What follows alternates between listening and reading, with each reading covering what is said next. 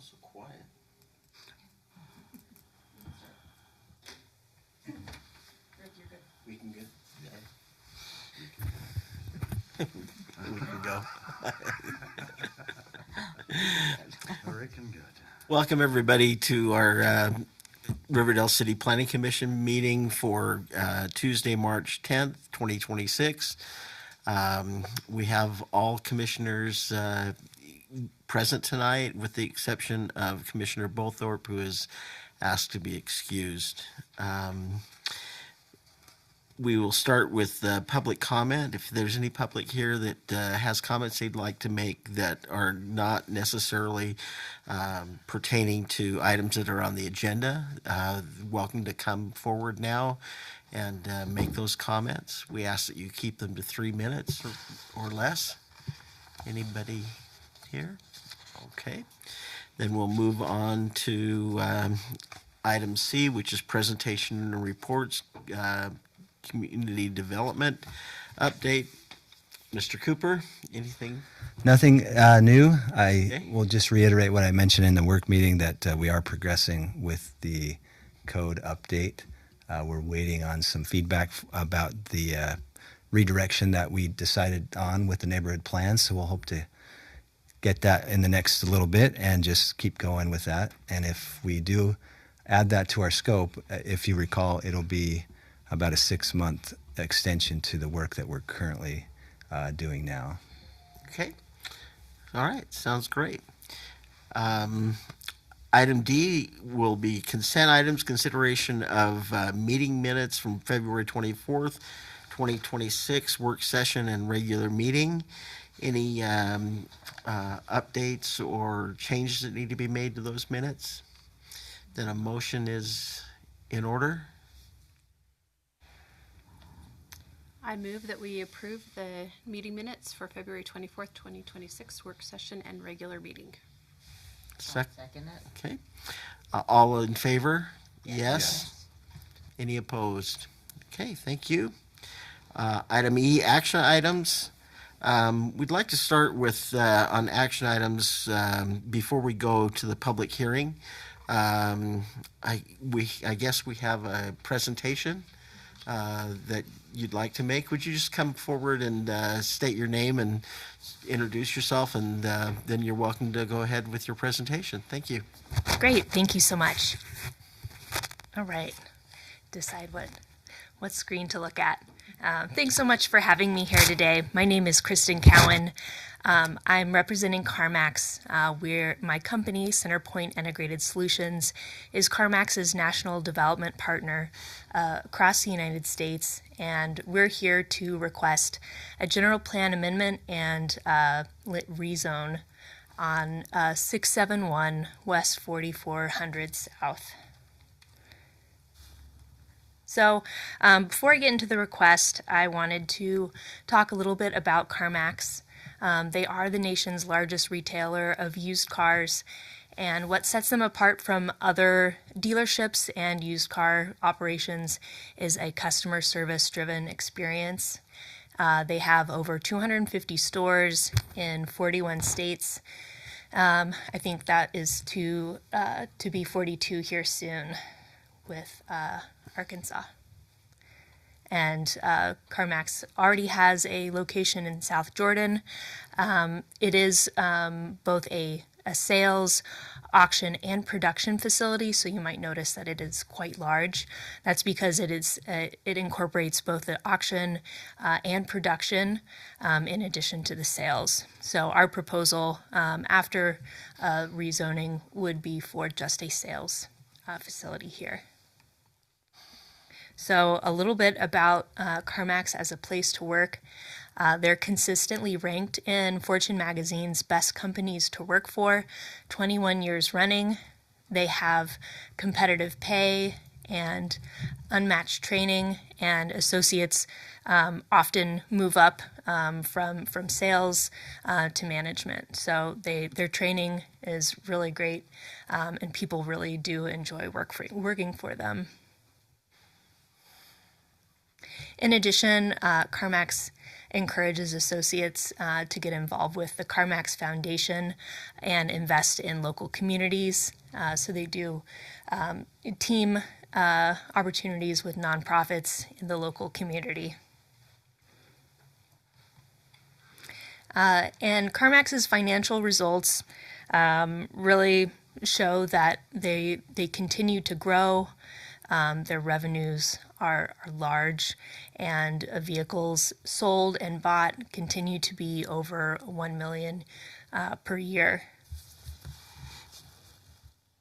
So back to our proposal. Our location, or the proposed location at 671 West 4400 South, is at that corner with South 700 West. And you can see it from Riverdale Road, really just right across the street from here. And the current zoning is R4, or attached residential. And you can see it zoomed out there, circled. The current zoning was changed in recent times from mobile home to R4, and historic uses on the property included the mobile home park as well as Carrie's Cycles, which is a motorcycle sales and shop. Just wanted to show the adjacent zoning. So the site is bordered there in red, and on 3 sides are commercial 3 zones and uses, as well as residential 2, residential 5, and mobile home residential to the north as well. So the reason why we're requesting a general plan amendment is because the future land use map does identify it as attached residential for future uses. However, there have been proposals that didn't work out, and the adjacent properties are commercial uses and zones. So we believe that the general plan objectives do support the general plan amendment because the general plan does recommend smart and sustainable development that places more intense development at major nodes like Riverdale Road. And it also recommends optimizing land use designations based on opportunities and constraints. The economic development goals of the plan seek to incentivize commercial development along Riverdale Road and promote development of job growth, goods and services in the community. So why should the present zoning be changed? The location along Riverdale Road as well as the railroad really make it better suited for commercial uses. The site is bordered by other C3 uses. On the same the same block is the Sinclair gas station, as well as the Kingarf parking lot on the same block. Across Riverdale Road, there's the Kingarf Nissan and the Les Schwab tires. And then across 700 West are the retail and restaurants.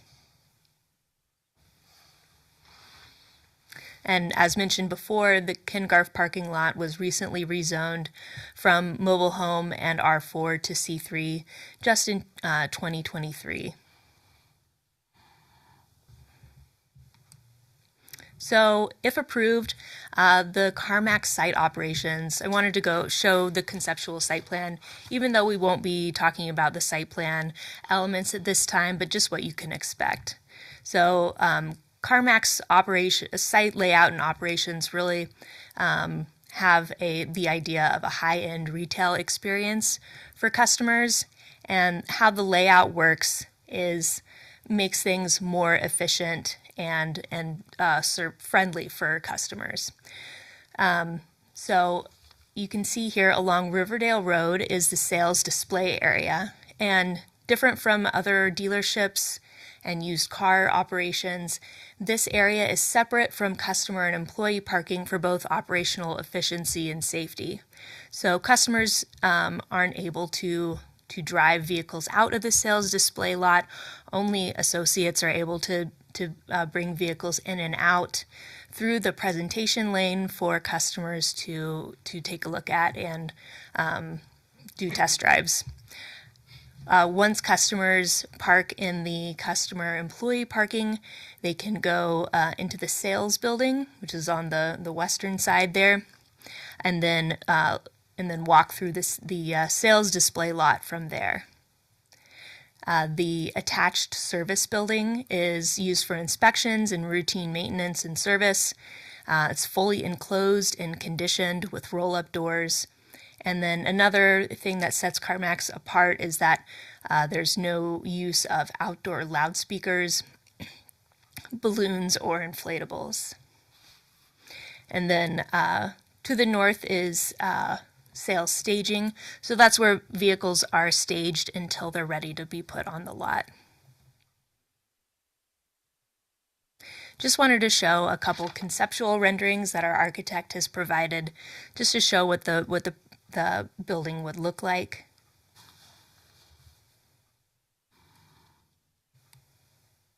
And then in conclusion, we request a favorable recommendation and concur with the staff report for this general plan amendment and rezoning request from R4 to C3. We're so glad that you were able to have us here tonight, and happy to answer any questions. Thank you very much for that presentation. We really appreciate it. So now we will open the public hearing. Chair, if you Yes, don't go mind, ahead. I have a follow-up presentation. Kristen did such a good job of giving my presentation that it'll be fairly short. If you don't mind, I could jump into that. Sure, go and ahead. then we can have the public hearing. I'll go ahead and sit down. Yes. Borrow that clicker, please. Of course.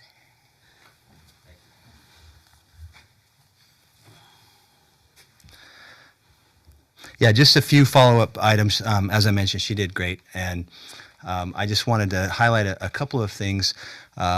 Our job as staff is to look at these applications and to provide to you some recommendations and some guidance on whether or not the request is indeed compliant and consistent with the other parts of the general plan.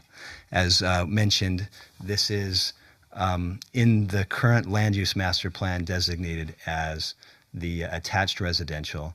This is largely due to the fact that when the general plan was created, the zoning had already taken place. And so they just mimicked the zoning that had just happened on the property in the land use plan as the attached residential.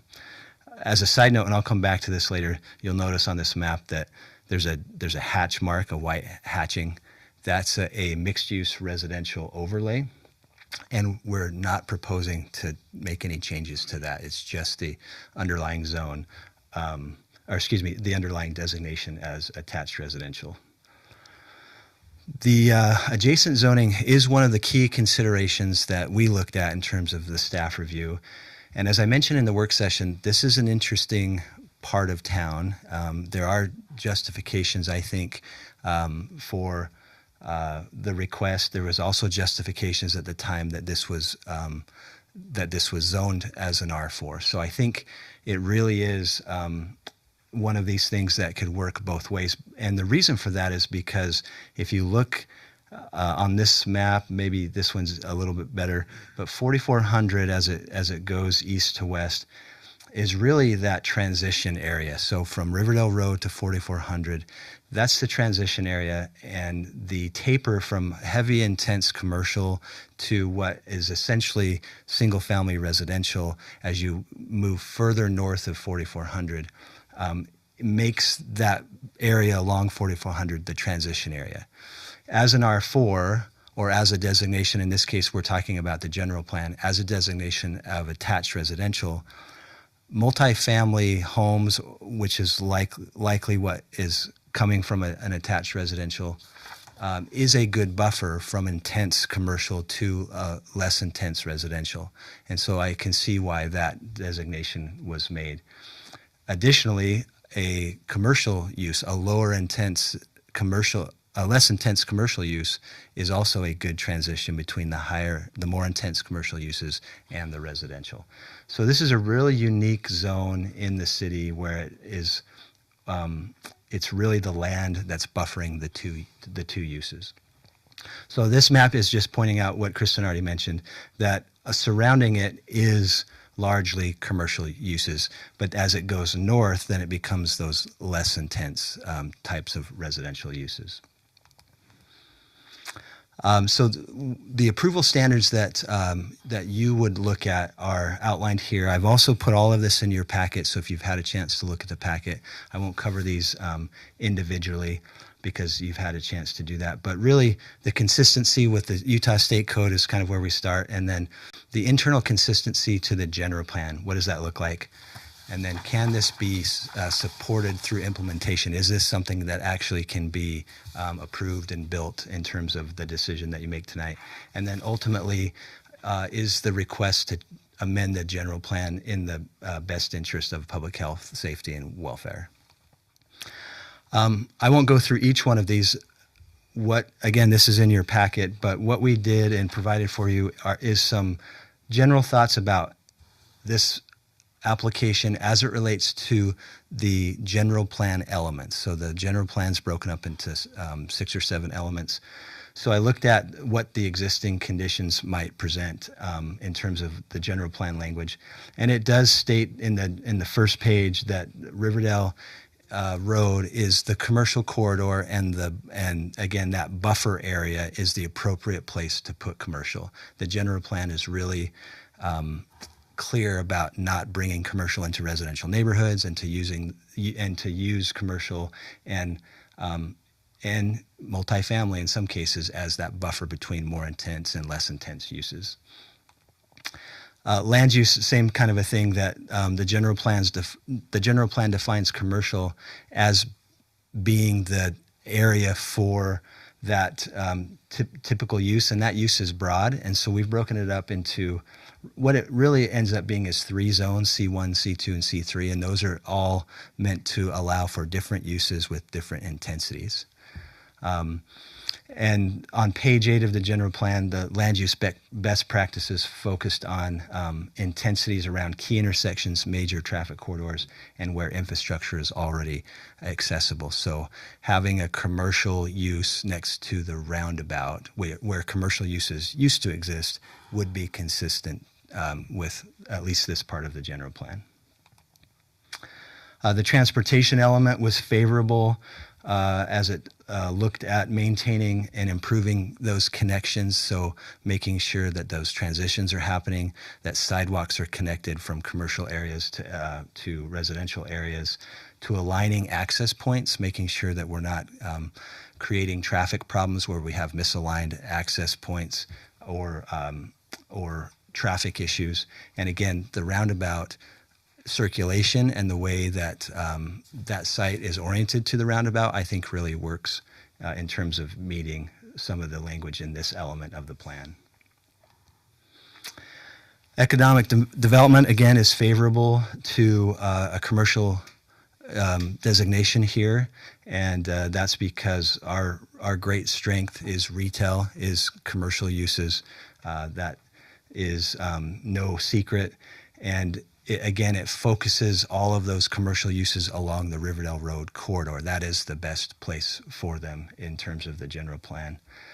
And then when we did the general plan, there was some public engagement, and although that's not policy language, it's not something that's going to have great bearing on things. It was the sentiment of the public, and again, it supports focusing that growth and that commercial use outside of the neighborhoods and closer towards that corridor.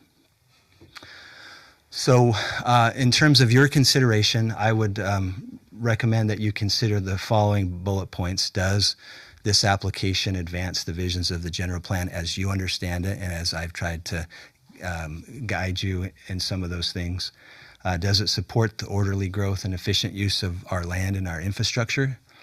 Is it enhancing our flexibility while maintaining predictability and compatibility? That word compatibility is key. Does it support our infrastructure planning? Meaning, is it requiring stuff that we never intended to do in terms of our infrastructure investment, or is it utilizing current infrastructure in place? Will this amendment provide clear policy guidance to help future developments happen? That's key, I think. We don't want to make policy that is confusing or disruptive. And again, are we able to take what you recommend tonight and implement it in ways that is consistent with our other land use regulations? So those are your factors for consideration.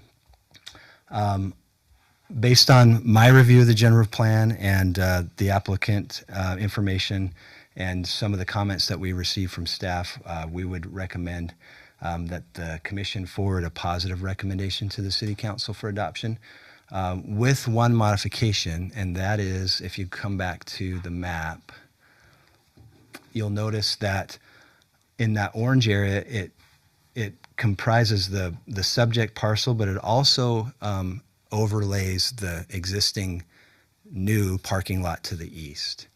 The zoning is in place. Whoops, wrong way. So you can see in this map, it says R4, but to the east, it's purple, which is C3. So the zoning designation for the existing parking lot that's there now from Ken Garf is correct, but the general plan still shows it as attached residential. So my recommendation would be if you were to forward a positive recommendation to the city council for this general plan amendment, it would include the subject property and that land to the east. And I'll turn the time back over to you, Chair. Thank you. So with that, we'll go into our public hearing. Could we need a motion, please? Motion to open the public hearing. And all in favor? Yes. Yes. Any opposed? Okay, our public hearing is open to review a proposed general plan amendment which would modify the Riverdale City General Plan future land use map for property located at 671 West, 4400 South, changing the designation from attached residential to commercial. Do we have any residents that have comments regarding that? Anybody on the web? Michelle? Okay. Then a proposal or is in order to adjourn the meeting.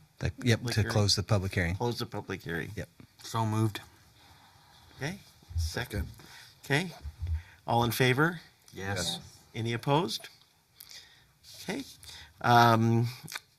And then, were we going to do the public hearing for we're going to do the vote first, right? Yeah, I would suggest you vote on the general plan amendment because that affects the next item on the agenda.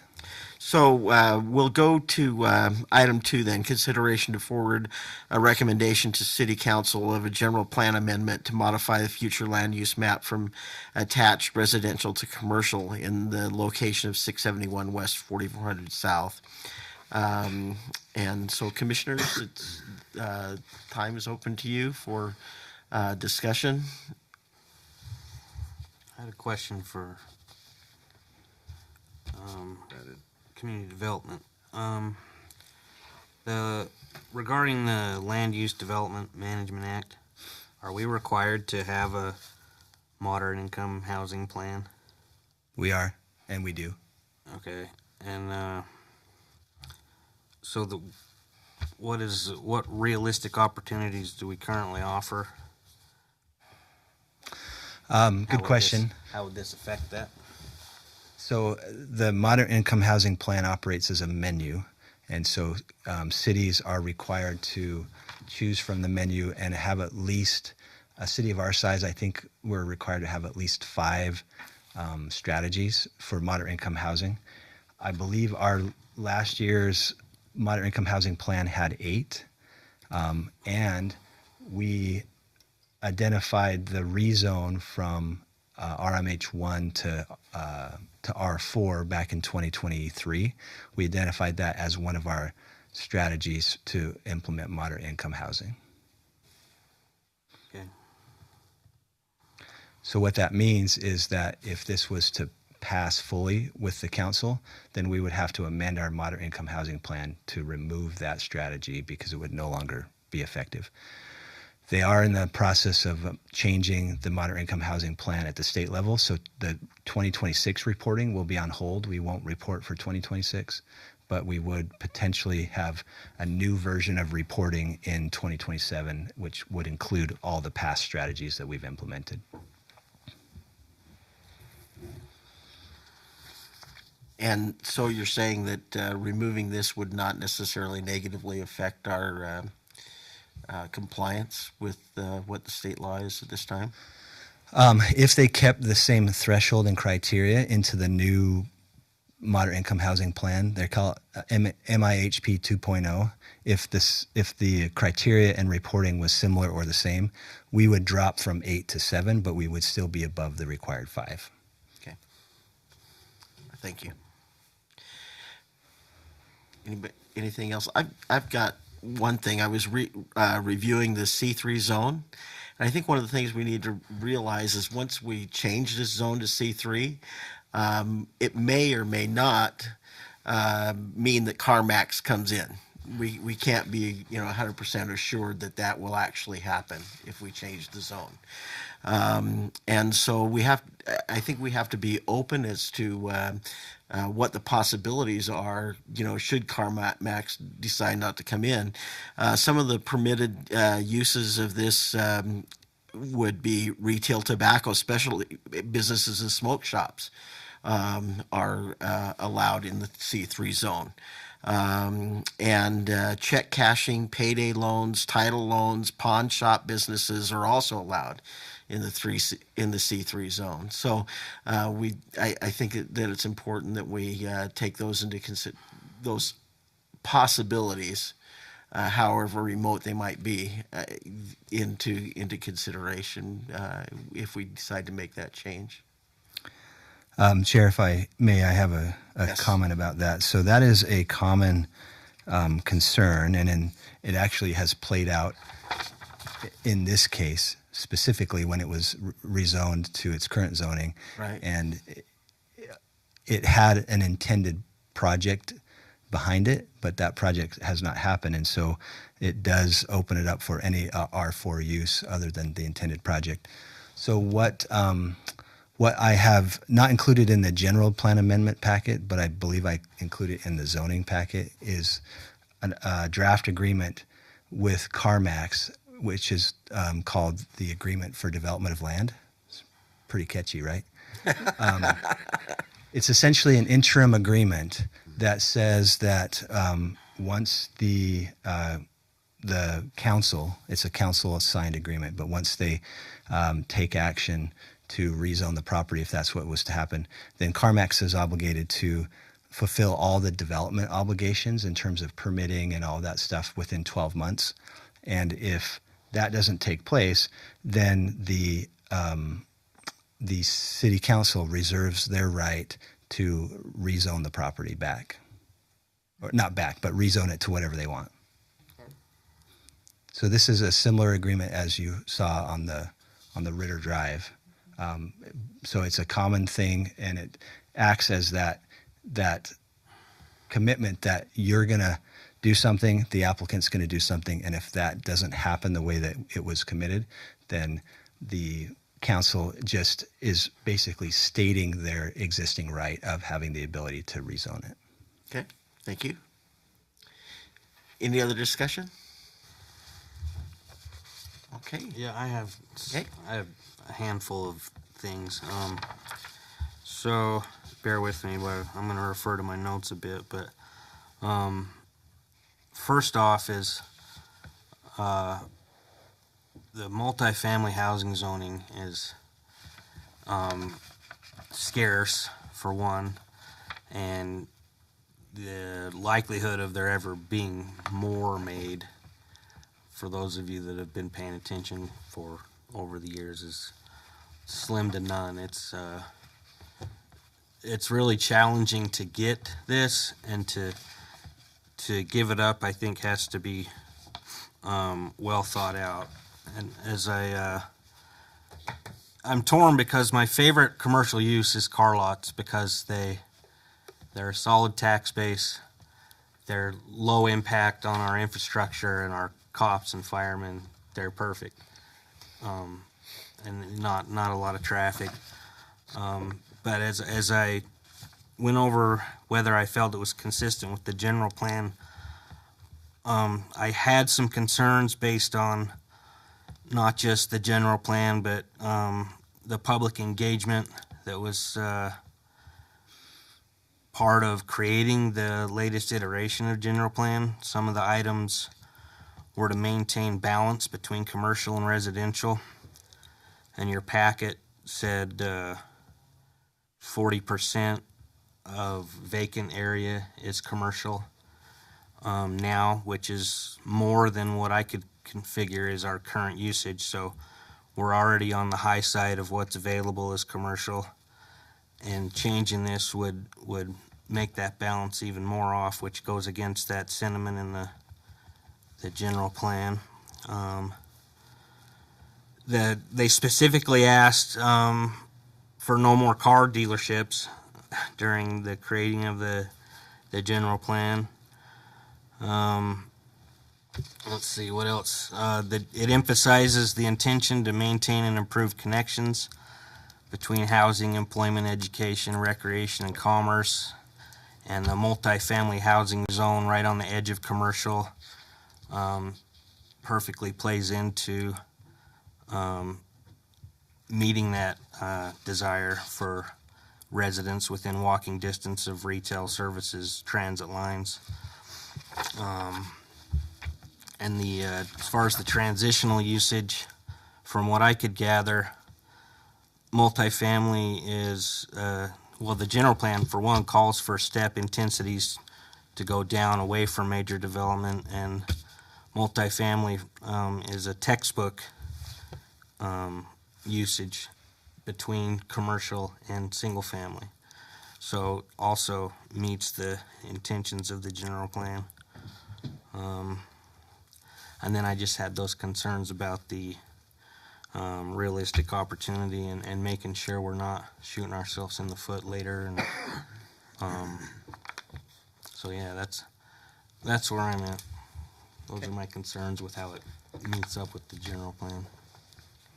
And I align with Cody. I also went in and started looking at the general plan and some of the changes with the modern income strategies that we adopted. I get that we're right in that transition, so we could go either way with it. And I just think about the people that we displace from their homes to put in apartments, and then the land's just been sitting there forever. So I don't know. I'm kind of mixed as well. I also think we don't have enough moderate income housing in Riverdale, and there's just not a lot of places to add anything on. So I printed a whole page of notes about the Riverdale's general plan key goals. One of them is to maintain residential growth in a neighborhood atmosphere. Going through the general plan 2023 changes, Riverdale city leadership is aware of the fact that housing options should be explored and made available to the local community, and that we should have more moderate income and affordable housing options. So that's kind of where I was leaning to, just because I see that we just don't have a lot of places for people to come. And Riverdale is a community where kids grow up and then they want to come back to Riverdale. And there's not a lot of choices that way. Thank you. I'm glad that you both brought those up, because those are concerns that I've had as well. I was involved in, as was mentioned earlier, on the city council or the planning commission when this change was initially made. We really felt like that with the way the general plan was written and what the direction was stated in the general plan, that the R4 zone met that general plan better than having that as a commercial area at the time. And so you know, I personally am not in favor of putting a car lot in that area and making it and changing the zone to a commercial zone. So that's just my opinion. Any other comments? Okay. Well then, a motion is in order. Cody, go ahead. I move that we forward a negative recommendation to the city council for the zoning map amendment as requested by Kristen Cohen, Centerpoint Integrated Services representative for CarMax Auto Superstores based on the following findings. I'm sorry, that, Oh, my bad. General plan amendment. I move that we forward a negative recommendation to the city council for the general plan amendment. Based on the following findings, the proposed amendment is not consistent with the goals, objectives, and policies of the general plan. Okay. Second, I'll second. any discussion? Miss Margoni, would you please poll the commission? Commissioner Carey, Yes. Commissioner Henstra, Yes. Commissioner Hilton, Yes. Hilton, Oh, sorry. Yes. Commissioner Francis, No. Commissioner Hanson, Yes. and Commissioner Herman. Yes.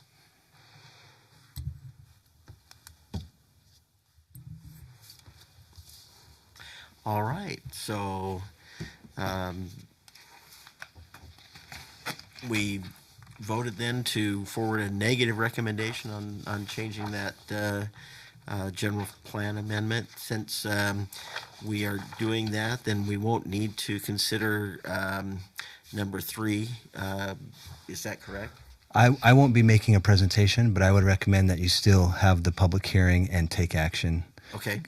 Given the fact that the zoning would not be consistent with the general plan, then I think it's an easy decision, but I don't need to make a presentation. Okay. We still need to vote. All right. Thank you. I think so, yeah. Because So- again, both of these recommendations will go to the council. Your recommendations are advisory, so they need to hear what you have to say on both. Okay, thank you.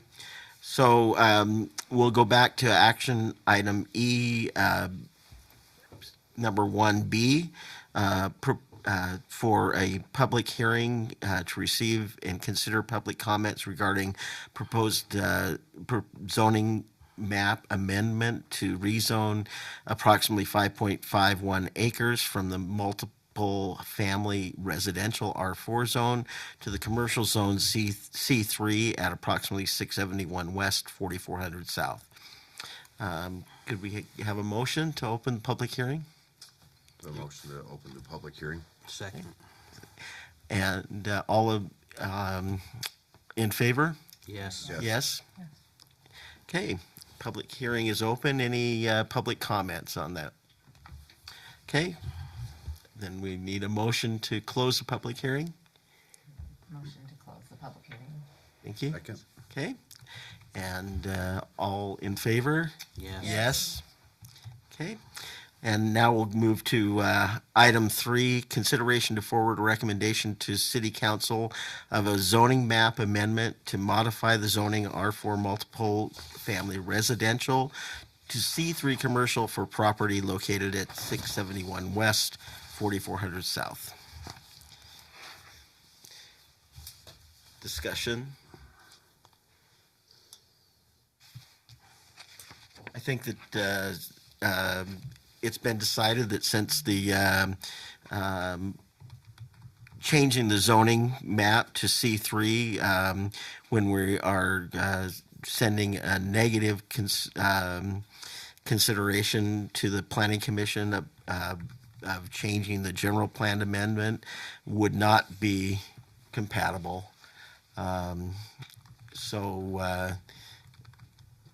If that's the way that everybody feels, would somebody make a motion, please? Go ahead. I move that we forward a negative recommendation to the city council for the zoning map amendment as requested by Kristen Cohen, Centerpoint Integrated Services, representative for CarMax Auto Superstores, based on the following findings. The proposed amendment is not consistent with the goals, objectives, and policies of the general plan. Second? I'll second. Okay. Ms. Margoni, would you please poll the commission? Commissioner Henstra, Yes. Commissioner Francis, Yes. Commissioner Carey, Yes. Commissioner Herman, Yes. Commissioner Hanson, Commissioner Hilton. Yes. All right. With those items done, are there any comments that the commission or staff wants to make? Okay, then a motion is in order. Motion to adjourn. I'll second that. All in favor? Yes. Okay, thank you very much.